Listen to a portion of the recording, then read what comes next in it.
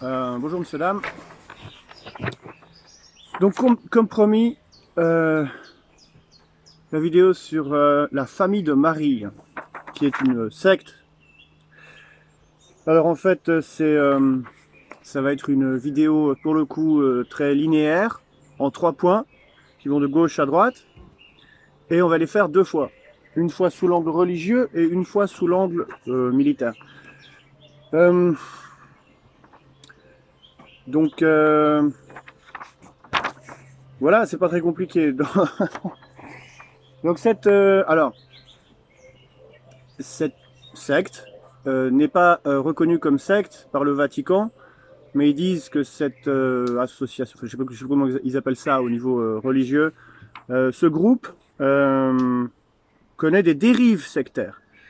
C'est-à-dire que quand vous commencez à porter plainte suffisamment, soit au pénal, soit au niveau canonique, les hautes autorités du clergé sont obligées de faire des choses pour ne pas se discréditer publiquement. Raison pour laquelle ils ont donc ouvert une enquête canonique pour dérive sectaire. Ensuite, ils ont mis ce groupe sous tutelle et donc il y a une enquête canonique. Donc, à savoir qu'à tous les coups, on peut s'attendre à ce qu'il ne se passe rien, puisque c'est la stratégie du Vatican, qu'il s'agisse de cas isolés de pédérastie ou de harcèlement ou ce genre de choses, ou qu'il s'agisse justement de dérives sectaires. Au final, il ne se passe rien. Vous verrez, c'est très intéressant. Donc je fais court sur le plan religieux pour pas prendre le chou aux gens qui comprennent pas grand-chose à ce secteur de discussion, même si ça pourrait les intéresser. Alors voilà, famille de Marie. Elle voue en fait, cette famille de Marie, un culte à sa soi-disant sainte. Ça touche le sujet des saints catholiques et c'est très intéressant. Cette sainte s'appelle donc Ida Peerdeman. Et elle a passé sa vie à Amsterdam, en Hollande. Elle a eu une cinquantaine ou soixantaine de visions. Et donc le débat a été pendant un moment, ces visions sont-elles réelles? C'est-à-dire, est-ce que ça vient vraiment de la Vierge Marie ou est-ce qu'il s'agit d'autre chose, par exemple du diable? Le Conseil pour la doctrine de la foi a reconnu que ces visions étaient fausses et que donc il ne s'agit pas de la Vierge Marie. Et après examen, j'en arrive aux mêmes conclusions, et je suis de loin pas le seul, hein, je me base sur les travaux d'autres gens. Et donc, ce qui là est intéressant, c'est que vu que leur sainte, elle dit du bordel, alors il faut dissoudre ou excommunier ou les inviter à arrêter d'eux. Et rien de ça n'a été fait. C'est ça qui est intéressant, déjà. Ensuite, pour aller vite, cette famille de Marie, elle est à l'origine, en collaboration avec une autre, mais alors pour le coup secte excommuniée du Québec, elle est à l'origine en fait de la doctrine de Marie co-rédemptrice, c'est-à-dire qui prend la même importance que Jésus pour le salut des hommes. Et dans le cas de la famille de Marie, et d'ailleurs aussi de l'autre secte qui s'appelle l'armée de Marie, vous verrez, c'est très intéressant, de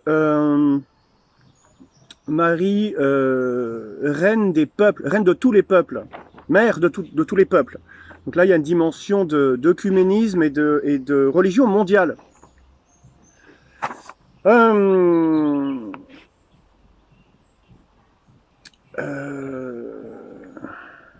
Ida Peerdeman, elle est née dans une famille d'Amsterdam qui était dans le textile.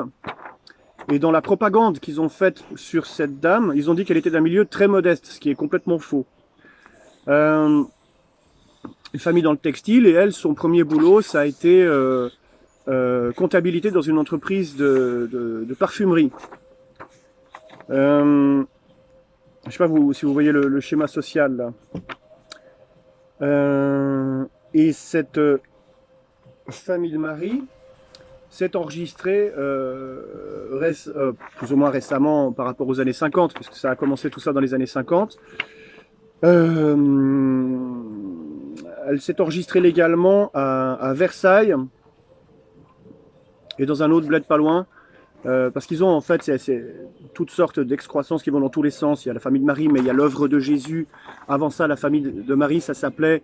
avant la famille de Marie, ça s'appelait l'OSS. Vous verrez, c'est très intéressant. L'œuvre du Saint-Esprit, mais en latin, Ordo Sancto Spirito, je ne suis pas du tout latiniste. Ça peut venir, mais... vous voyez, c'est OSS pour l'œuvre du Saint-Esprit. Non, l'ordre du Saint-Esprit, ou c'est Opus, je ne sais plus, OSS. Donc OSS, on ne peut pas s'empêcher de faire le parallèle, c'est l'ancêtre de la CIA quand même, donc c'est très malheureux comme... Alors vous allez me dire, oui, mais tu es en train de tirer les trucs par les cheveux. Je fais, bah écoute, vous le verrez, cette secte, elle est complètement impliquée, elle est au cœur du fonctionnement de Gladio. Gladio, c'est l'assassinat en Europe et ailleurs des opposants politiques au système tyrannique américain, sous prétexte de lutte anticommuniste. Et vous verrez que la famille de Marie, ça n'est que ça. Donc la famille de Marie s'est enregistrée à Paris et s'est installée à l'Aigle, c'est-à-dire à 10 km d'ici. Son chef-lieu en France, c'est la Brardière. Et moi j'habite à l'Aigle, c'est à 10 km, comme je vous le disais. Et ensuite, ils ont essaimé un peu partout en Europe de l'Est. Ils sont aussi proches, la famille de Marie, de Sœur Emmanuel. Alors Sœur Emmanuel, j'ai cherché sur mon fameux site de déclassification, j'ai tapé donc Sœur Emmanuel, et on constate, et l'auteur du site fait une remarque là-dessus, en disant, sur Sœur Emmanuel, il n'y a rien qui sort, parce que c'est interdit, c'est-à-dire que ça tombe sous le secret défense aux États-Unis. Impossible de déclassifier aux États-Unis Sœur Emmanuel encore aujourd'hui, parce que c'est secret défense. Sœur Emmanuel, qu'on sait, qui a fréquenté Clinton, je postillonne, Clinton, etc. Donc, la famille de Marie, on va la trouver un peu partout en Europe de l'Est, sauf en Ukraine. Donc là, il y a une difficulté technique à résoudre assez facilement, à mon avis, mais j'ai pas le temps pour ça. Et là, on va tomber, donc... je complète encore un petit peu au niveau religieux, et très vite, on tombe dans le sujet militaire, parce qu'en fait, la famille de Marie, ça n'est que ça. Donc voilà pour les 3 points, c'est-à-dire on a le Québec, alors Montréal, je sais plus, c'est peut-être un petit peu plus, mais c'est 150 bornes de New York, c'est vraiment tout près. Et Etchelak, un peu comme dans Etchebest, Etchelak, là où était l'armée de Marie, c'est tout près de Montréal. Donc ça c'est le premier point. Ensuite on arrive à Amsterdam, le textile, machin, etc. Les visions diaboliques, complètement sataniques. Là. En fait, la famille de Ida Perdeman était complètement possédée, c'est-à-dire régulièrement. Et elle était connue pour ça dans son entourage.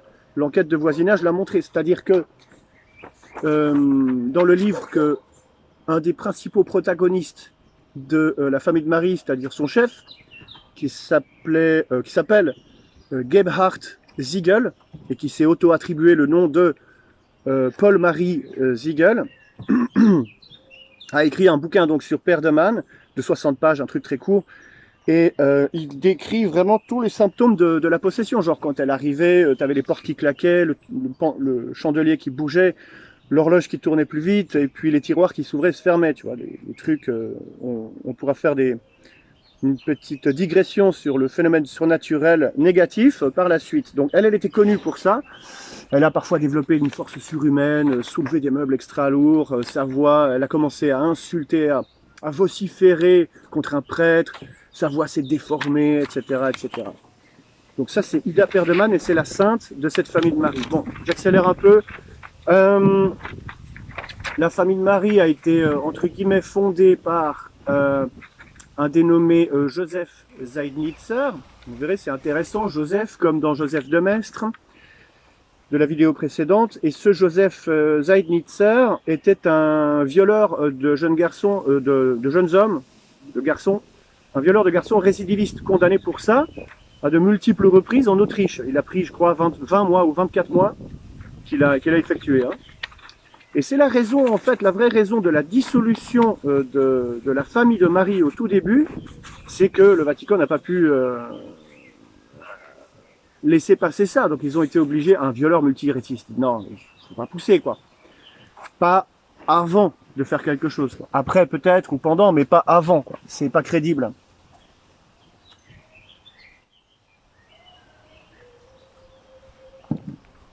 Ok, et maintenant intervient le cardinal Hnilika.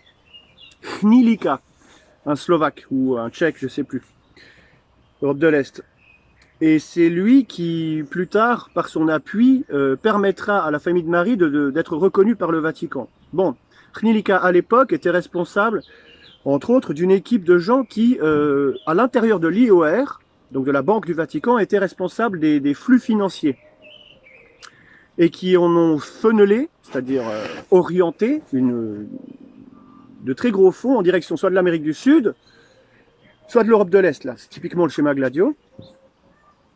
Et cette équipe, une partie de cette équipe, c'est eux qui ont été les premiers membres de la famille de Marie. Alors à l'époque, Seidnitzer, Joseph, avait appelé ça Priestenwerk, c'était autrichien.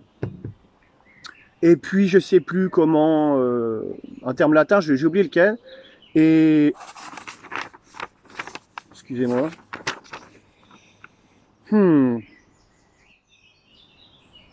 Ouais, Priestenwerk et ensuite OSS et après la famille de Marie. Donc c'était une équipe de gens qui travaillaient à l'IOR, transfert de fonds, enfin transfert, orientation des fonds, sous la responsabilité d'abord de l'évêque Hnilika, qui vous le verrez complètement impliqué dans le cœur de Gladio. Et ensuite, donc, ils sont passés sous la responsabilité de Seidnitzer, donc le violeur en série,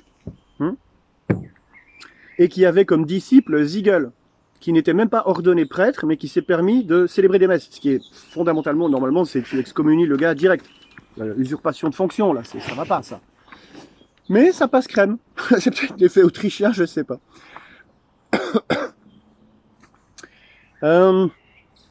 Hnilika, il a, si vous voulez, coaché, imaginé le truc.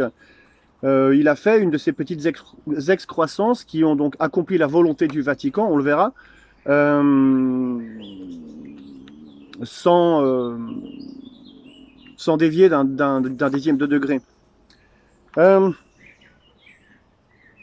verra par la suite aussi que Paul-Marie, donc Gebhard Paul-Marie Ziegel, s'est vu par la suite comme le nouveau pape. Il fallait que ça soit lui le pape. Bon bref, cette équipe de comptables du Vatican, ce qui est terrible, accomplissent ensuite, en tant que famille de Marie, toujours exactement la même politique. C'est-à-dire il faut consacrer la Russie à la Vierge Marie, c'est-à-dire faire bouger des fonds massivement en direction de l'Europe de l'Est, partout. Et on verra, alors là maintenant on fait une petite incursion dans le domaine politique, que Hnilika, il a été condamné à l'époque à 30 mois ou 3 ans de prison pour avoir aidé à exfiltrer la mallette de Roberto Calvi, qui a été donc pendu sous un pont Blackfriars Bridge, en fait à l'intérieur de la City,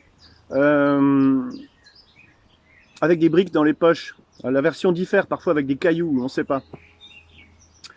Donc ça c'est le plus gros scandale de Gladio, c'est-à-dire c'est le pire faux pas qu'ils aient fait, qui les a fait connaître publiquement. Donc là on est sur un procès qui va toucher la loge P2, Licio Gelli, précisément cette secte maçonnique que la franc-maçonnerie a daigné avoir incorporé. Non, on les connaît pas, etc. Là, les deux se rejoignent dans le même sujet. Donc là, vous avez Gladio, la franc-maçonnerie et la famille de Marie qui se rejoignent avec des excrétions cellulaires qui sont soi-disant pas reconnues par la maison mère à chaque fois et qui bossent ensemble et en accomplissant exactement les volontés des deux côtés, etc.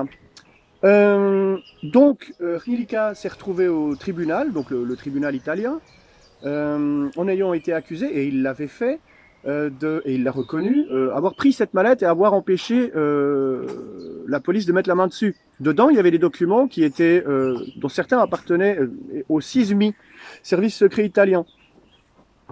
Cette mallette a été retrouvée un jour, mais sans les documents dedans.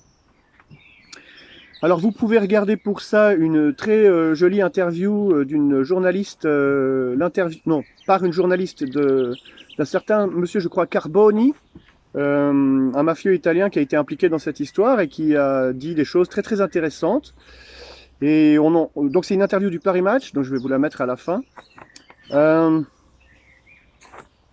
Grosso modo, sa théorie, c'est que Calvi aurait été assassiné par eux-mêmes, la mafia, parce que sinon il allait dire n'importe quoi d'après lui, mais on comprend qu'en fait n'importe quoi, ça veut dire qu'il aurait révélé de quelle façon le Vatican finançait massivement Solidarnosc, le parti de Lech Walesa, donc profondément anticommuniste, en Pologne. Mais qui dit financer un parti, alors déjà c'est interdit, etc., machin, mais c'est surtout par la corruption. C'est la mafia. Là, c'est pas des. Voilà. Alors il y a des religieux, mais voyez, vous êtes là dans les services secrets américains infiltrant les services européens, responsables de l'assassinat des opposants politiques, des idéalistes, des poètes, des religieux, de tout ce qui s'opposait à leur tyrannie. C'est ça, Gladio, c'est pas autre chose. Et dedans, on a cet évêque il a été jugé en même temps que 2 mafieux pour ce vol de mallette là, qui a donné un assassinat. Ben voilà. Donc quand je disais qu'on retrouve le Vatican dans toutes les pires saloperies militaires, là vous avez un exemple. Donc cette famille de Marie, vous verrez, ça va très loin. Ok, donc excusez-moi, mais quand je vois le bordel, c'est pas facile à gérer. Hop, hop, hop, hop, hop. Ouais, là c'est. Alors ça c'est l'axe qui va toujours du point A au point C, c'est-à-dire de gauche à droite. Gladio. Les visions donc étaient complètement fausses. Je ne vais pas m'attarder dessus. Peut-être une autre vidéo qui serait intéressante. Voilà. Ensuite, l'armée de Marie, pour vous donner l'idée, ça a été donc fondé par Marie-Paul. Donc c'est l'inverse de Paul-Marie. Marie-Paul Giguère, une folle barge, timbrée, qui prétendait aussi avoir des visions. Elle se basait aussi sur celle de Perdeman, qui se sont connus, qui se sont rencontrés à 3 reprises. Ça a été nié sur les réseaux. On voit que l'influence, style oublie-moi sur Internet, essaye de faire croire qu'elles ne se connaissaient pas, et ça fait partie de leur argumentaire. Non, non, on n'a pas la même doctrine, mais en fait, il y a effectivement 3 rencontres qui ont eu lieu entre Perdeman et Giguère, et ça, je l'ai trouvé sur le site même de l'armée de Marie, qui existe toujours, qui est toujours en fonction là-bas, même si elle a été donc excommuniée. Donc cette Paul-Marie, elle a affirmé qu'elle a reçu des visions et des révélations privées pour lui faire dire qu'en fait c'est elle, la Vierge Marie, la réincarnation spirituelle de la Vierge Marie, et qu'elle se hisse donc en co-rédemptrice, c'est-à-dire à la même place que Jésus. Et ensuite elle fait allusion à une espèce de trinité, mais truc à 5 points, où il y a, je crois, genre Dieu, elle et Jésus, un truc comme ça. Faut voir l'ampleur du truc. Normalement, là, tu es interné. Ils disent que dans l'Eucharistie, maintenant Jésus n'est plus seul, il y a Marie-Paul Giguère. Faut essayer de mesurer le truc. Hein. Et donc là, si tu veux, tu as la version d'une secte à l'américaine, typique, charismatique, hein, machin, truc, avec les détournements de fonds et tout le bordel. Et ils en ont fait une version plus soft, à Amsterdam, avec cette Ida Perdeman qui dit non, elle, moi je reçois des visions et tout, de The Lady, la dame, qui est soi-disant la Vierge Marie, mais c'est pas moi, c'est la Vierge. Moi je suis pas la Vierge, tu vois. Ça c'est la version soft, mais c'est la même secte en fait. Donc Giguère c'est la reine des cieux dans ce sens-là, hein, c'est la fameuse machin, l'araignée quoi si tu veux. Et Perdeman et elle se sont connus. C'est très intéressant de voir qu'ils font tout pour essayer d'effacer ça. Voilà, là on commence à avoir débroussaillé l'entrée de la clairière. Alors oui, alors effectivement, la famille de Marie, donc l'enquête, c'est par rapport à des problèmes d'abus psychologiques. Ça, c'est ce qu'ils disent. Moi, je vois clairement les symptômes de viol. C'est pas étonnant, hein, regarde son mentor. Siegel, il a une emprise tyrannique sur les gens, il dénigre les individus, particulièrement les femmes. Et dans la doctrine de la famille de Marie, il s'agit de glorifier la douleur. Ils sont très intéressés par les handicapés, les jeunes handicapés, de glorifier la douleur des sœurs, des nonnes, soi-disant, qui ne sont pas ordonnées, hein, encore une fois, même si Siegel a fini par devenir prêtre, comme je vous le disais au début. Ces femmes, je ne sais plus comment ils les appellent, on s'en tape, mais ne sont pas ordonnées. Mais elles sont quelque part, voilà, les religieuses dans leur tête, et il faut qu'elles souffrent pour le salut des prêtres, des hommes. Il faut que les femmes souffrent sous domination tyrannique, sous négation de leur individualité et sous chantage économique pour permettre aux prêtres d'avancer. Je vous laisse voir le tableau. Moi, j'ai autre chose à faire. Il y a donc aussi manipulation par l'argent, c'est ce que dit le Vatican. Hein. C'est-à-dire, ils ont leur petit confort, mais si tu ne déranges pas, voilà, etc. Vous voyez, le tableau, il est noir, de jet. Et donc, ce que fait le Vatican, c'est dire, bon, bah, il faut, alors maintenant, ils ont interdiction, ça, on l'a appris, ma compagne et moi, ils ont interdiction de parler de Ida Perdeman, donc ils n'en parlent plus, ni des soi-disant dons fantastiques de Ziegel, Paul-Marie. Donc ensuite, ils nient leur collaboration avec l'autre secte américaine, mais quand tu vois que, parce que si tu veux, Gebhard Ziegel, il s'est appelé lui-même, Paul-Marie, il a dit qu'il a reçu ça en révélation. Paul-Marie, c'est l'inverse de Marie-Paul Giger. Vous voyez bien, c'est pas... Là, il y a deux noms qui sont pareils, c'est juste inversé statistiquement, voilà. Donc ils ont leur grande gourou, c'est l'autre barge là-bas. Et voilà. Et en fait, The Lady dont parle le diable dans ses révélations, parce qu'elle elle est vraiment voyante, elle est vraiment en contact avec ce qu'il y a en bas. Quand ce diable il arrive en lui disant tu m'appelleras la dame, et c'est écrit en majuscule dans le bouquin de Ziegel, il fait en fait référence à l'autre barge, c'est évident. C'est pour ça que Gebhard Ziegel il s'est fait appeler Paul-Marie. Voilà. Et l'armée de Marie, là-bas au Québec, elle se dit une religion paulienne. C'est un peu symétrique de la version paulicienne de l'évangile, celle de Paul. Et là, elle dit qu'elle est paulienne, mais elle fait référence à Marie-Paul, c'est-à-dire à elle-même. Donc là, tu as vraiment une nana qui se glorifie toute seule, sur ordre du diable. Voilà. C'est vraiment... C'est pas facile.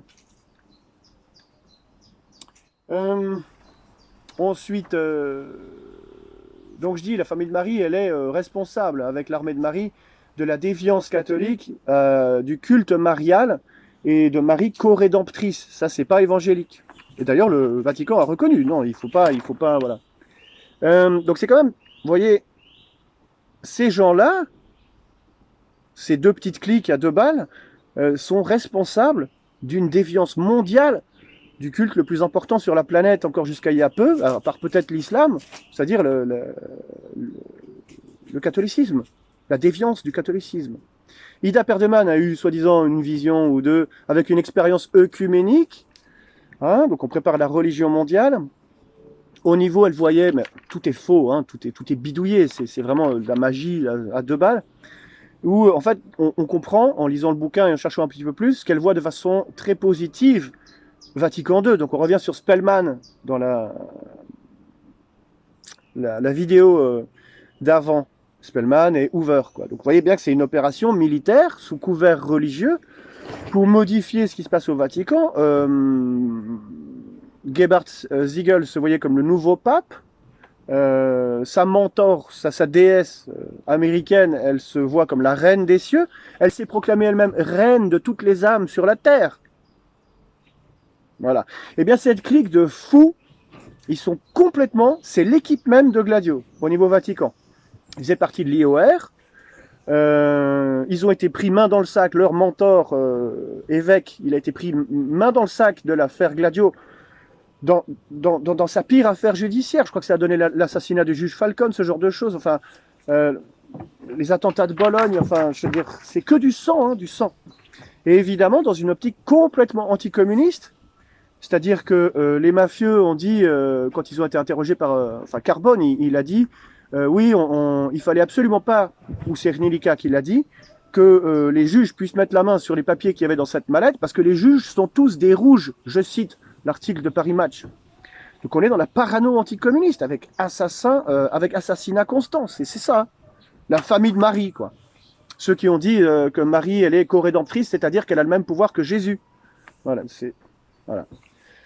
Le culte marial, la reine des cieux, Babylone, étonnant, pas étonnant, moi je trouve pas trop. Non.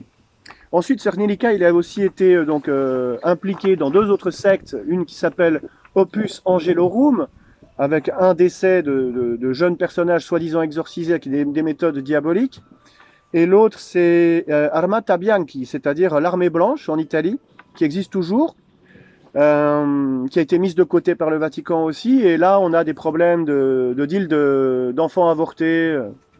Je ne vais pas rentrer dans le détail, ça me saoule. Et Hnilika a aussi été impliqué avec 2 autres fausses voyantes, en tout cas. Il y a l'article d'une journaliste italienne, des articles très intéressants, avec des accusations en diffamation de l'autre côté qui viennent de France, pour certains articles. Donc l'armée blanche, c'est pas un terme anodin. Les armées blanches, c'était les armées tsaristes qui luttaient contre le bolchevisme. Je nie pas qu'il y avait plein de bolcheviks en Russie, c'est pas la question, mais choisir le terme armée blanche, c'est vraiment donner volontairement une dimension donc anticommuniste de nouveau. Moi, je dis pas que le communisme, c'est bien, oui, qu'il n'y avait pas de bolcheviks, comme l'a dit Vladimir Poutine il y a peu. Les bolcheviks, 80% étaient des juifs mal guidés, je crois qu'il a dit. Hein. Je suis pas là pour nier ça, mais je dis qui a détruit l'Europe. C'est pas les bolcheviks. C'est les Américains qui ont fait ça, précisément avec Gladio. C'est eux qui ont détruit l'Europe et qui l'ont asservi à cette Europe, si tu veux, maastrichtienne, lisbonnienne, et tout ça, tous les problèmes qu'on a maintenant. Von der Leyen, elle n'est pas communiste. Faut se réveiller. Donc on vous a agité un peu pète, et tout le monde dit, ouais, les bolcheviks, les bolcheviks. Les bolcheviks, c'est un problème en Russie. C'est pas un problème ici, les bolcheviks. Ils n'ont jamais passé le rideau de fer. Par contre, certains juifs, machin, mal intentionnés, talmudistes, eux, ils ont toujours été là. Ils n'avaient pas besoin de la Russie pour commencer à détruire ici. Hein. Et justement, quand tu vois Perdeman, sa famille, c'était une famille juive. Il y a une citation très intéressante. Une des premières révélations qu'elle a eues, c'est quand elle a vu cette fameuse soi-disant dame se pointer dans la rue. Elle a dit « Et alors, j'ai vu une femme juive. » On envie de lui demander, mais comment est-ce que tu reconnais un juif, toi, comme ça, là, à 15 mètres quoi, des couettes j'ai pas compris. Une boîte sur la tête, quelque chose? Non. Ridicule. Donc elle a eu, le diable a bien pris soin de lui faire dire ce mot-là au début. Voilà, voilà. Je ne veux pas rentrer dans le détail. Parce que tu as vu une femme juive, ta vierge, là, enfin ta lady, elle a eu besoin de te faire comprendre quoi avec cet aspect-là des choses. C'était une juive religieuse, c'est-à-dire qu'elle n'était pas chrétienne, elle était talmudiste. Ta personne que tu as vue là, ou alors elle était juive physiquement et tu l'as tellement vue à distance que ça se voit. Elle a nez crochu, j'ai pas compris là. Ridicule, ridicule. Tout est ridicule dans ces révélations. Ouais, donc Vatican II, tu vois, tout ça, c'est arrivé en même temps. Hein. Vatican II, Ida Perdeman et Marie-Paul Guiguer. Je ne peux pas m'empêcher de parler du mot Giger, qui est le même nom que l'artiste qui, dans les films Alien, a créé tout le graphisme autour des monstres. C'est un graphisme profondément infernal. Cet artiste, il a un musée de ses œuvres à Lausanne, et l'autre, je crois que c'est à New York. Donc, si vous voulez, je suis obligé de passer rapidement là-dessus, je ne peux pas laisser passer. C'est pas la même orthographe, mais c'est la même prononciation exactement. Donc, dans le film Alien, la thématique principale, c'est issu de... Ils ont pris la thématique du film La Chose, The Thing, en anglais, qui est un film d'horreur, mais très intéressant parce que symboliquement, c'est justement la doctrine de l'antéchrist. Hein. C'est un monstre qui va vous rentrer à l'intérieur de vous, vous posséder complètement et va vous faire remplir ses objectifs à lui, c'est-à-dire tuer d'autres humains, etc. Et il va passer d'une victime au moment où elle meurt à une autre victime dont il va se servir de façon idoine, de la même façon, et commencer à tuer d'autres gens. Ça, c'est la chose. Alien, c'est la même chose. C'est-à-dire tu as un monstre qui va te parasiter à l'intérieur et à partir de ce moment-là, tu vas remplir ses objectifs à lui. Ensuite, il va te bouffer de l'intérieur et un autre monstre va sortir, etc. Ça, c'est Alien. C'est une métaphore spirituelle. C'est la doctrine de l'antéchrist. Et accessoirement, dans le film Alien, on a aussi donc, le transhumanisme avec le fameux robot qui a une apparence complètement humaine mais qui a du sang vert. Ça, c'est la doctrine transhumaniste qui est gentiment présentée dans ce film. Et puis, tu as accessoirement aussi la thématique du transport minier spatial. Je crois qu'il s'appelle le Nostromo, le vaisseau. Donc c'est quand même le programme militaire américain. Allez regarder le projet Horizon, qui a été déclassifié et qui affirme qu'ils voulaient faire des bases sur la Lune. Donc ça, je vous parle du programme américain, hein, de ce qu'ils ont dit eux-mêmes. Et après, ils ont affirmé l'avoir abandonné. Abandonné parce que c'était pas utile. C'est comme Gladio, ils ont abandonné. Donc tout ça, c'est dans le film Alien. Donc je pense que c'est pas anodin que l'artiste qui a fait tout ce qui concerne les enfers dans ce film s'appelle Giger. C'est le même, le nom se prononce de la même façon. Sachant que les visions de Ida Perdeman sont profondément infernales, qu'elle est complètement possédée, et que sa mentor, Ida Perdeman, Marie-Paul Giger, c'est sa mentor, c'est elle qui a initié le truc, même s'ils disent que c'est le contraire, et que cette secte a été excommuniée, je pense que c'est pas anodin. Sachant que le musée de Giger est à Lausanne, et que justement Joseph de Maistre a beaucoup vécu à Lausanne. Donc pourquoi je fais le parallèle entre la famille de Marie, l'armée de Marie et Joseph de Maistre? Parce que tout ça c'est du martinisme, c'est du mysticisme juif infiltrant la foi chrétienne pour la détruire. Je crois qu'on en a la preuve là, c'est assez évident, c'est la même chose. Et ensuite, si vous regardez le petit bouquin de Ziegel sur Ida Perdeman, vous verrez que la date du 1er avril, elle ressort à plusieurs reprises. C'est-à-dire, la première phrase qui est citée dans le bouquin, c'est une citation de cette Lady infernale, et qu'elle date du 1er avril, et ils l'écrivent. Pour moi, c'est pas anodin. Et ensuite, ils reprennent, je crois, 2 ou 3 fois la même révélation, c'est-à-dire différents passages du même paragraphe, qui datent tous du 1er avril. Donc vous voyez cette date du 1er avril, donc c'est déjà le premier truc qui sort dans le bouquin, et ensuite ça ressort à plusieurs reprises. Et tous ces passages sont écrits en majuscules, entièrement. Donc je pense que c'est pas anodin, et qu'ils font effectivement référence à Joseph de Maistre, et d'ailleurs, le fondateur de la secte, il s'appelle aussi Joseph Zeidnitzer. Donc c'est pas anodin. Et pour moi, cette Perdeman, elle me fait, pour moi, j'ai une identité spirituelle et un profil psychiatrique complètement correspondant entre, excusez-moi, mais entre Perdeman et Pirco, ma fausse mère. Un visage très similaire, avec une dureté sans concession. Elle est très très dure dans son visage. Elle a subi des horreurs dans son enfance, elle le dit elle-même d'ailleurs. Des horreurs. Et elle est inspirée du diable. Et ça, on le constate dans les mots même de Ziegel. Pirco, c'était pareil.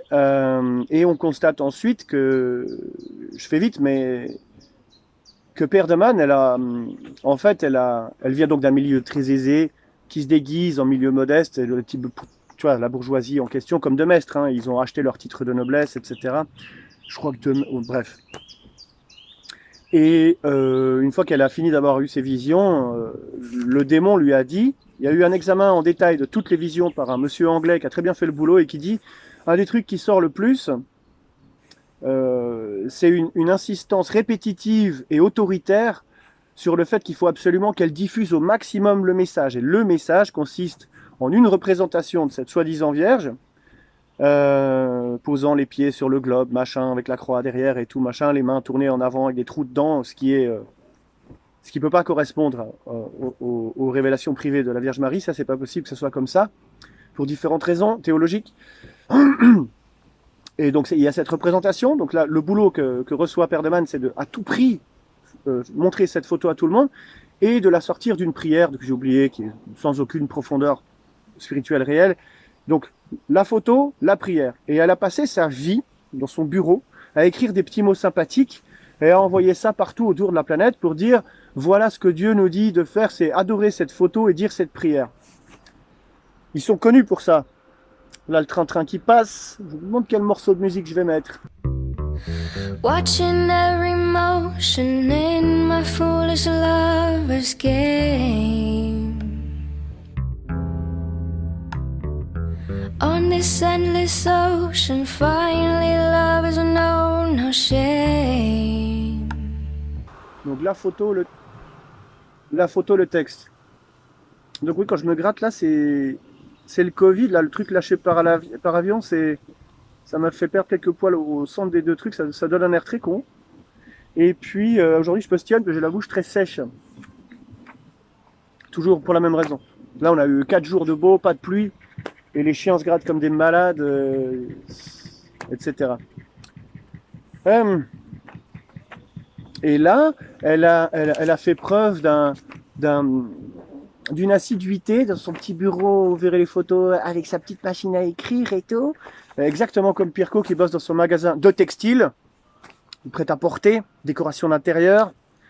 Donc là, j'ai compris, avec celle-là, c'était mort. J'ai déjà eu une autre, une sioniste véhémente, que j'ai vue en vidéo, justifier le meurtre de tous les Gassaouis, tout ça, avec un visage de la même dureté, même géométrie des yeux, écartement, forme des sourcils, espacement, vous savez, yeux, nez, bouche, etc.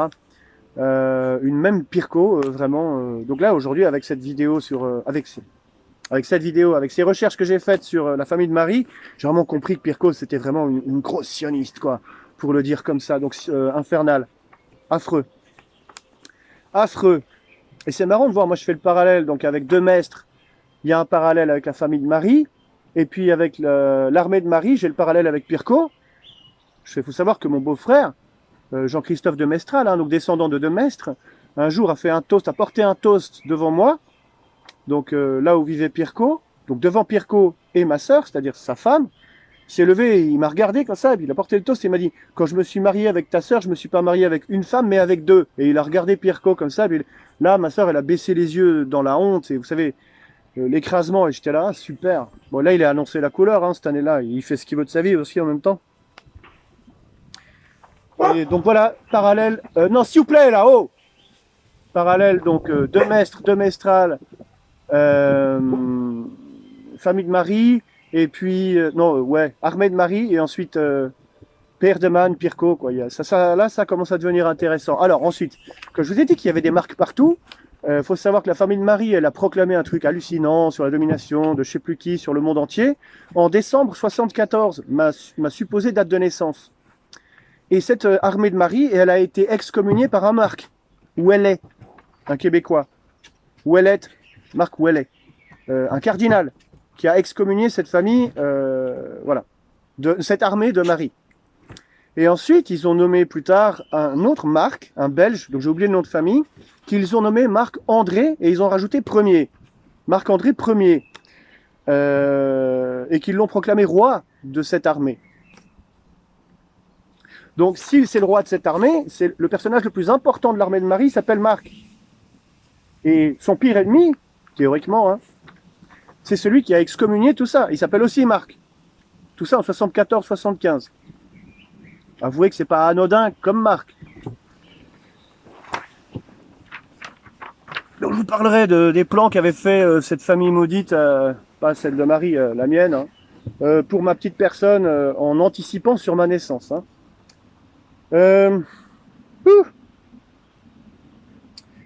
Tac, tac, tac. Ah, j'ai oublié, attendez, il y a un truc qui va venir. Oui, vous notez que famille de Marie, ça fait... Mais là, putain, Cahouette, c'est toi qui as lancé ça. Tu la fermes.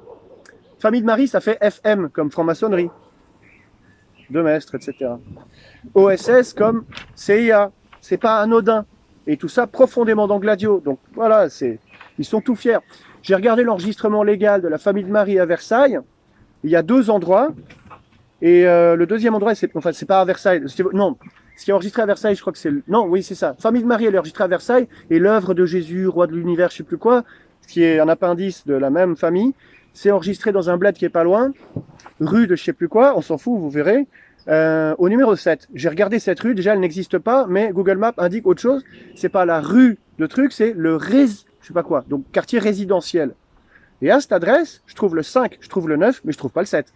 Typiquement les francs-maçons, c'est-à-dire, ils ont le culot d'enregistrer quelque chose qui n'existe pas, ou qui est profondément caché quelque part, ce qui fait que quand vous voulez les chercher pour les coller au procès, machin, bah ils n'existent pas. Il y a très très peu de gens qui ont le droit de faire ça. Là, on est vraiment au-dessus, c'est le soleil, hein. Alors là, vous y êtes, hein. Ça, c'est pour la famille de Marie. Excusez-moi, mais il fallait que je le précise. Hnilika, le mentor machin, l'évêque, etc., qui est décédé à l'heure qu'on vit, il était jésuite. Ah. Pavel Hnilika, je crois qu'il était tchèque. Ouais. Bon, et là, je me permets d'introduire le sujet, c'est-à-dire que la Brarière à 10 km, le siège de la famille de Marie, c'était là où avait vécu Yvonne Aimée de Malestroit. Ça me permet d'introduire le sujet des vrais saints catholiques, saintes en l'occurrence. Yvonne Aimée de Malestroit, c'est un personnage admirable qui a énormément souffert, qui est mort à 49 ans, peu de temps après la guerre, qui avait été médaillé par De Gaulle pour avoir abrité des soldats des forces spéciales, justement les SAS, pas OSS, c'est marrant, qui a beaucoup payé pour ça. Elle a été internée, arrêtée et torturée par la Gestapo.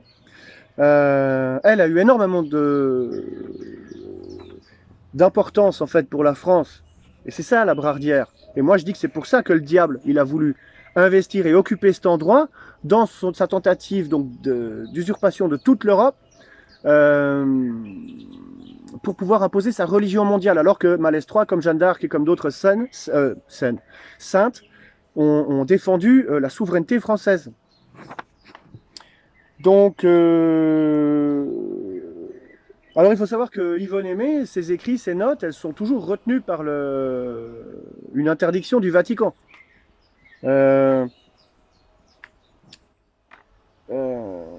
Donc elle était particulièrement vigilante et elle avait, elle, reçu des révélations privées sur le blasphème qui avait lieu à Paris contre l'Eucharistie, contre l'hostie, la vraie hostie, le corps du Christ.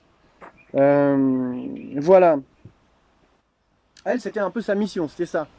Et c'est pas étonnant que le diable veuille à tout prix arriver à cet endroit, puisqu'elle avait annoncé, elle, qu'à la Braardière, de la Braardière jaillirait une source qui désaltérerait les prêtres ou aux alentours de la venue du grand monarque, c'est-à-dire le sauveur de la France, pas de l'humanité, le sauveur de la France, du royaume de France et de Navarre, vraisemblablement.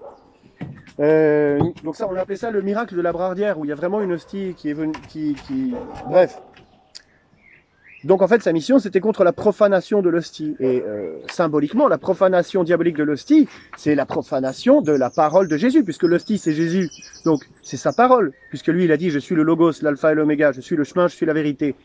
Donc c'est ça qu'ils usurpent. C'est le sens de son message, le sens du sacrifice personnel. Et ça, Yvonne Aimée, elle l'incarne parfaitement bien. Donc il faut savoir que la mission de la famille de Marie, c'est l'usurpation et la destruction du message de Yvonne Aimée de Malestroit. Yvonne Aimée de Malestroit qui a vécu à 10 km, une Bretonne. Malestroit, c'est en Bretagne. Et Yvonne Aimée, c'est pas du tout un personnage anodin, puisqu'elle est devenue sœur supérieure. Je crois qu'elle est aussi morte à 49 ans. Elle est morte jeune. Elle a réussi à devenir sœur supérieure. Et un des objectifs, une des conséquences de sa mission sur Terre, ça a été, moi j'appelle ça comme ça, on me dira si j'ai tort, une espèce d'unification du sacerdoce catholique féminin. C'est-à-dire qu'elle a cherché à unifier au niveau ecclésial, donc à faire reconnaître le rôle de la femme dans l'Église. Hein. C'est pas du tout anodin. Donc, il n'est pas étonnant que le diable veuille détruire ça. Parce que lui, c'est la reine des cieux, puis c'est tout. Hein. Les autres, fermez vos... Et les femmes, elles sont maltraitées. Quand je disais que les femmes étaient maltraitées dans la vie catholique, c'est vraiment par le Vatican et en fait par ce genre de gourous, violeurs en série, etc., qui ont fait une guerre d'infiltration, d'usurpation et de destruction par l'intérieur de la vie chrétienne à la romaine, si j'appelle ça comme ça, de façon populaire. Voilà. Ça, c'est... Bah écoutez, là, j'ai réussi à faire pas trop long. Donc oui, quand on écrit... Il faut savoir que Pirco n'écrivait que en majuscule. Elle n'écrivait jamais en minuscule. Donc là, vous avez un symptôme d'une personne qui a été détruite et qui se déteste elle-même. Parce que vous savez, on est tous gênés de notre écriture en minuscule, quoi. On arrive à peine à se relire nous-mêmes. Il faut vraiment avoir une jolie écriture et tout pour que ça soit lisible. Et elle a éliminé ça. En fait, c'est le symptôme de quelqu'un qui veut pas qu'on voit sa vraie personnalité. Elle n'écrit que en majuscule. Écrire que en majuscule par rapport à cette histoire de fraude du droit justinien et du vol des âmes, qui correspond à la politique de l'armée de Marie. Hein. Je suis reine des âmes sur cette terre. Hein. Écrire en majuscule, c'est se permettre d'écrire des textes que vous pouvez imposer aux gens par votre autorité, soit ecclésiale, soit satanique, soit machin, soit franc-maçon, ce que vous voulez, mais de vous dédouaner, parce que non, moi j'ai jamais écrit ça, ça a aucune valeur. Et c'est dur, c'est plus dur à reconnaître aussi au niveau de la reconnaissance des caractères. Si vous écrivez en majuscule, c'est un peu plus dur. Vous voyez. Donc il y a beaucoup de raisons d'écrire en majuscule, et dans le livre de Siegel, c'est intentionnellement que le mec, il a mis ses majuscules. Qu'est-ce qu'il a mis d'autre intentionnellement? La description des symptômes de possession d'un individu et d'un lieu, parce que la maison était hantée de notoriété publique, et il le fait exprès. Donc je disais à Caroline, ouais, mais il a été il a été franc, il a été, pas franc, il a été honnête en disant ça, il a dit la vérité, elle me dit non, non, non, non, non, tout à fait, on peut discuter. Ouais, non, mais s'il vous plaît, quoi, arrête, non. Il y a un pétard qui a pété là-bas. Voilà. Mais il a, pour moi, c'est une espèce de petit bouquin qui fait la promotion, dans le sens, quand des gens, soi-disant catholiques, ou qui voudraient le devenir, mais pour des raisons d'ego, de réussite personnelle, ou de destruction de la chrétienté, en lisant ce bouquin, ils vont tout de suite voir, ah ouais, ok, ça, on peut suivre, parce que c'est vraiment une sorcière. C'est pour ça qu'ils l'ont appelée voyante, et non pas mystique. Il y a tout, il y a tout, il y a tout. Et le Vatican était obligé de reconnaître. Mais au lieu de dire, d'excommunier la famille de Marie, et de dire les choses telles qu'elles sont, non, il y a dérive sectaire, il y a manipulation, on ne sait pas d'où vient l'argent.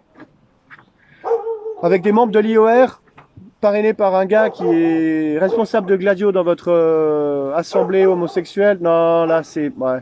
Comme d'hab, comme d'hab, comme d'hab. Donc vous voyez bien, la grosse cellule, la petite cellule, la deuxième petite cellule. L'une est carrément excommuniée, l'autre n'est pas rejetée complètement, mais... Wow, mais définie comme ayant des dérives sectaires. Donc sous-entendu, oui, mais on va les réintégrer, quoi. Typique. Voilà, là je commence à avoir... Ah ouais. Et puis sinon, donc voilà, écrit en majuscule, l'autre parallèle entre Perdeman et Pirco, c'est que c'est vraiment le phénomène de la petite princesse, hein, violée par papa, qui se prend pour la reine des cieux, c'est comme ça que je dis toujours, là on est vraiment dedans. Ils disent d'elle, oui, mais elle était gentille, elle écrivait des cartes postales à ses frères et sœurs, même quand elle partait pendant 2 jours. Et puis, malgré sa très grande modestie, elle aimait beaucoup mettre des bijoux. Sachant qu'il y a une photo d'elle à même pas 2 ans où elle a déjà des bijoux. Vous mettez-vous des bijoux aux oreilles, là, des perles, là, une fille de 2 ans, non, là, c'est de la prostitution, quoi. Donc, Amsterdam. Et j'en sais quelque chose puisque mon ex-femme est toujours, j'espère, vu que j'ai pas eu de nouvelles depuis maintenant 14 ans de ma famille, hein, venait de Rotterdam. Je vais pas me répandre là-dessus, il y a plusieurs choses sur lesquelles je ne me répands pas. Donc, la petite princesse qui aimait bien porter des bijoux, qui travaillait dans la parfumerie, une petite bourgeoise avec la famille dans le textile et tout, vous voyez le tableau. Là, ça n'a rien à voir avec les saintes que nous on connaît. Je vais pas citer la liste, éventuellement donc une vidéo là-dessus. Et c'est l'imposture totale à tous les niveaux. N'importe quel prêtre sincère, religieux français ou autre, catholique, un vrai catholique, verra ça tout de suite, hein, et ça fait pas l'ombre d'un doute, et ça fait là j'invente rien. Ce qu'il y a de nouveau dans cette vidéo, c'est vraiment de le mettre complètement en rapport avec Gladio, genre Spellman, Vatican II, les trucs les plus glauques, la lutte anticommuniste, toute l'Europe de l'Est aujourd'hui, le fruit de ça, c'est la guerre en Ukraine, quoi. Quand ils disent qu'il faut, tu vois, consacrer la Russie, mais putain, tu vas rien consacrer du tout. Et puis quand elle était petite, oui, c'était génial parce qu'elle aimait beaucoup passer ses vacances dans le Tyrol, dans les Dolomites. Le troisième, c'est pas la Suisse. Oui, en Suisse. Quand tu passes tes vacances en Suisse dans les années, je crois, 30-40, ouais, mais c'est des pétards, c'est pas des flingues. Cahouette, arrête. Bon chien, bravo les chiens, je suis fier de vous. Ouais, mais c'est des pétards. C'est pas des flingues. Non, c'est comme ça qu'on fait. Comment ça fait, boy boy? Boy boy. Oh, me douce. Voilà, ça c'est le loulou que je connais, ça. Ouais, c'est bon, merci beaucoup, merci beaucoup. Je vais vous le faire en russe, là, gros nuage. Mais c'est bon. Donc oui, un milieu donc en fait quand même très aisé qui masque sa richesse, exactement ce que fait Pirco, la même chose dans le textile aussi, mais on est des petits bourgeois nous. Quand vous voyez les photos, c'est pathétique. Aucune difficulté dans la vie. Dernier point intéressant, Perdeman par Ziegel affirmait avoir énormément souffert. Alors Ziegel le dit lui-même dans son petit bouquin, elle a souffert énormément au niveau spirituel et physique, mais même ses amis les plus proches n'ont rien vu. C'est facile de dire ça. Hein. Je connais l'exemple, enfin, il y a des saintes françaises qui ont souffert genre des paralysies aveugles, sourdes, L'autre, elle n'a pas mangé pendant 4 ans. Elle était dans son lit toute la journée, tellement elle avait mal, tellement elle était clouée. Parce qu'en fait, ce qui se passe, je vous le dis comme ça, quand tu commences à entendre soit Dieu, soit les gens du paradis, soit la Vierge Marie, soit Jésus, ce qui va t'arriver, c'est que le diable, il t'attaque directement. C'est une guerre de transmission. C'est une guerre d'information dans les transmissions au niveau militaire. Dès que la voix interagit, bam, les enfers réagissent directement, histoire de les empêcher de te parler. Donc c'est inévitable, si tu es en communication avec les puissances divines, l'armée des cieux, que tu t'en prends mais plein la gueule. Et on le voit très bien dans les exemples, ça se reconnaît tout de suite. Là, les extases, c'est des extases, sont parfois des états qui sont proches de la mort. Évidemment, Dieu te garde. Mais c'est pas de la rigolade. Alors elle a été obligée de feindre ça, et on le voit très bien dans ce bouquin. C'est pathétique, et donc elle a trouvé la solution la plus simple qu'elle a trouvée. Oui, j'ai souffert beaucoup, mais ça se voit pas. Vas-y. Waouh. Et donc dans cet aspect petite princesse, immature, mythomane, mégalo, on a vraiment la même chose que Pirco. Pour moi, elles sont pareilles. Je vous le dis en tant qu'enfant volé, hein, qu'enfant, voilà. Et voilà, les vacances Tyrol, Dolomites, Suisse. Ça, c'est des gens hyper riches. Dans les années 30, tu vas pas en Suisse quand tu habites en Hollande sans être blindé de thunes, quoi. Surtout que c'était à chaque fois, c'est pas occasionnel. Et tout ça, tu le vois dans le bouquin. Ensuite, l'enregistrement de la famille de Marie, c'est donc à Versailles. C'est dans une avenue ou une grande rue, entre deux banques et à côté d'un institut de beauté royal. Un institut de soins qu'ils ont appelé royal. Donc tu as Marc-André Ier, là, qui est un roi. Donc en fait, c'est l'anticipation de la venue du grand monarque. C'est une opération d'infiltration et d'imposture du diable au travers de, excuse-moi, de juifs new-yorkais. Enfin, c'est juste à côté. Hein. Et tout ça, ça passe à Amsterdam avec de nouveau les juifs traditionnels, les orthodoxes, quoi. C'est dans le textile, voilà. Et le but, c'est d'arriver. Alors, ils arrivent ensuite à l'Aigle, dans toute l'Europe de l'Est. Et Ziegel, il a réussi à se faire, je sais plus, à vivre pendant un moment. À Castel Gandolfo, c'est la résidence d'été des papes. Donc le type, il se voyait. C'est une opération pour placer un pape vraiment mais talmudiste à l'extrême, complètement satanique, pour imposer une religion mondiale basée sur la reine des cieux. Ils en ont pourri le catholicisme mondial. C'est aux alentours de Vatican II, un peu avant, un peu après. C'est le tableau, il est complet, hein. Complètement antéchristique, diabolique, faux prophète. C'est à la perfection. C'est pour ça que je disais qu'il fallait que je fasse une vidéo sur la famille de Marie. Alors la famille de Marie, elle est liée ensuite, alors je ne peux pas dire, j'ai pas reçu l'autorisation, et là je parle pas des puissances divines, hein, de parler de cette deuxième, comment dire, assemblée, club, machin, en France, qui est liée à cette famille de Marie, et ça c'est lié à Bolloré et aux plus hauts étages de l'armée française. Et ça touche à moi personnellement, par un rebond, hein, mais voilà, par plusieurs aspects. Donc là, on a peut-être une des raisons, c'est que au-delà de Gladio machin, on a vraiment un lien avec les autorités européennes légitimes ou illégitimes, mais se prétendant légitimes et acceptées comme telles. Donc d'où les interdictions d'aller plus loin ou d'aller jusqu'à l'excommunication en Europe. Voilà. Et là, je vais faire une pause gentiment, respirer un peu, parce que je crois que j'ai fait tous les points, chacun des points que j'ai notés. Versailles.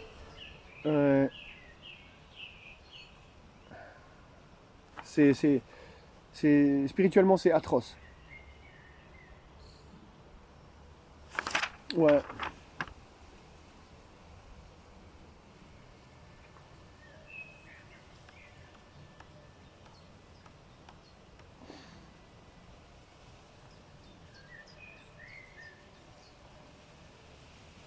Ouais.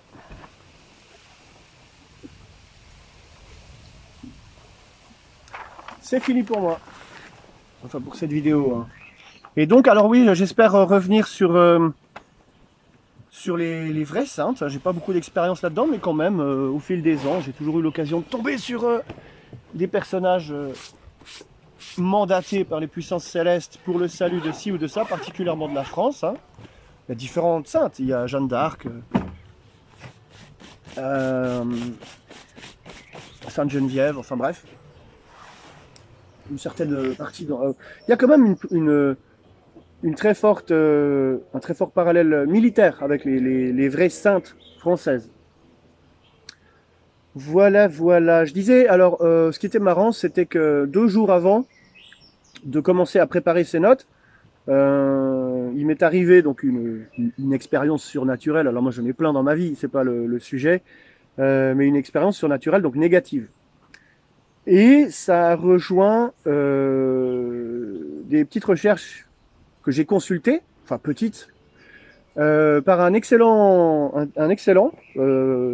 type, mec, homme, qui est un ancien des forces spéciales américaines, qui s'appelle Mr. Bolen, et qui a d'abord lu un livre en 3 tomes, qui a été écrit par un ancien enquêteur, soit police judiciaire, soit police tout court, américain, j'ai oublié le titre de ce bouquin, mais qui recense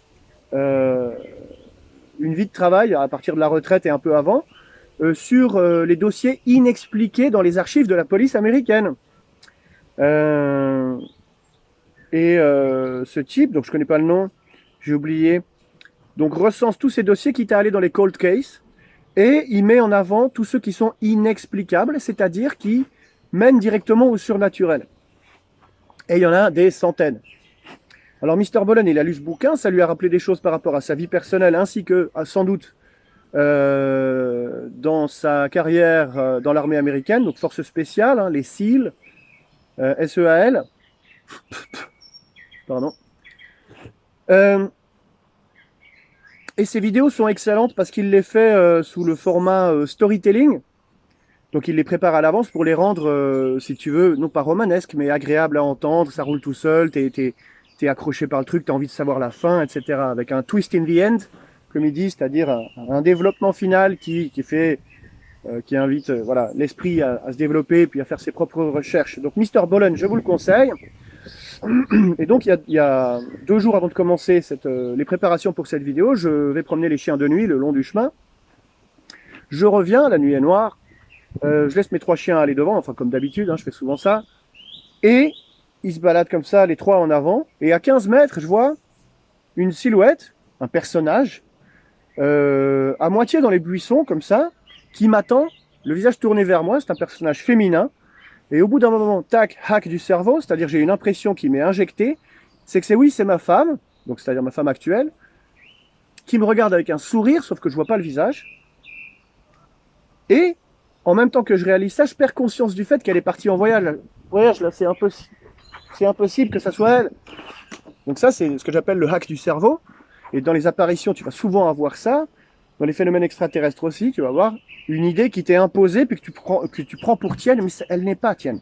Ça peut pas être ma femme. Mais bon, voilà, je fais 1 pas, 2 pas, 3 pas, et là, je commence à réaliser, non, c'est pas possible que ça soit elle, ça c'est autre chose. En plus, c'est surnaturel, c'est-à-dire il y a quelque chose de pas normal. Et le premier truc qui m'a montré ça, c'est qu'elle avait justement pas de visage. C'est un démon, quoi. Et au moment où je réalise ça, pouf, il disparaît, et je continue à marcher sans interruption, et là, en passant devant l'endroit, j'ai des frissons de partout, sur la tête, dans le dos, les bras, les jambes, etc. Je note que mes chiens, eux, n'ont rien vu, continuent à marcher, normal.